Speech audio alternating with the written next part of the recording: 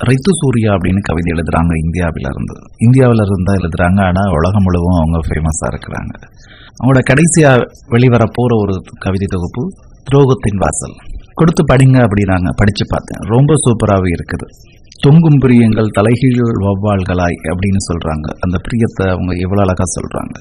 அப்புறம் பார்த்தீங்கன்னா, என்னை நானாக வாழ விடுங்களேன் என்று காலில் விழுந்து கெஞ்சுற மாதிரி ஒரு வரிகள். புத்தனை கேட்கவில்லை, புத்தனாகவும் ஆசைப்படவில்லை, என்னை நானாக வாழவிட்டால் போதும் என்று கெஞ்சுகிறது அந்த வரி.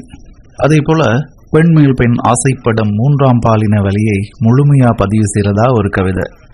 மூச்சு முட்டுறது நடிக்கிறேன் ஊருக்காக, உள்ளூர நிதம் அழுகிறேன், என்னை கண்டுகொண்ட என்னை போன்ற பெண்மையின் ஆரத் தழுவலுக்கு.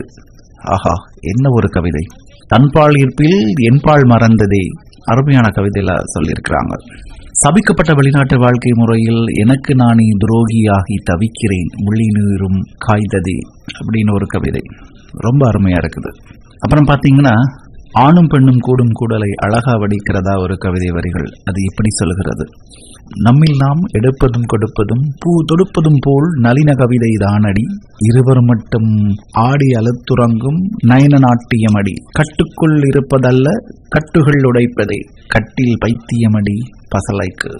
அருமையான வரிகள். அனுபவித்து வந்த கவிதைகளை போல இருக்கிறது. அப்புறம் பார்த்தீங்கன்னா, மற்றும் ஒரு அருமையான கவிதை. எரிகிற நெருப்புல பூவை பிடுங்கி போட்டுட்டு அப்பவே முடிவு பண்ணினேன், கல்யாணமும் தலைப்பூவும் வேணாமுன்னு. இந்த கவிதை எவ்வளவு யதார்த்தமா, எவ்வளவு வழிகளை இலகுவா சொல்லி இருக்கிறாங்க பாத்தீங்களா? அப்புறம் பார்த்தீங்கன்னா, விலைமாது பத்தி ஒரு கவிதை சொல்லுது. படுத்தி எடுத்தவன் யோக்கியவான், படுத்தியதில் பாழாய் புனவல், சோக்குக்காரி விபச்சாரி எச்சிலை. ஆஹா, என்ன ஒரு கவிதை! யதார்த்தத்தை தன்னோட கவிதையில கொண்டு வந்திருக்கிறாங்க ரித்து சூர்யா. வாழ்த்துக்கள். அவங்களோட பணி தொடரட்டும்.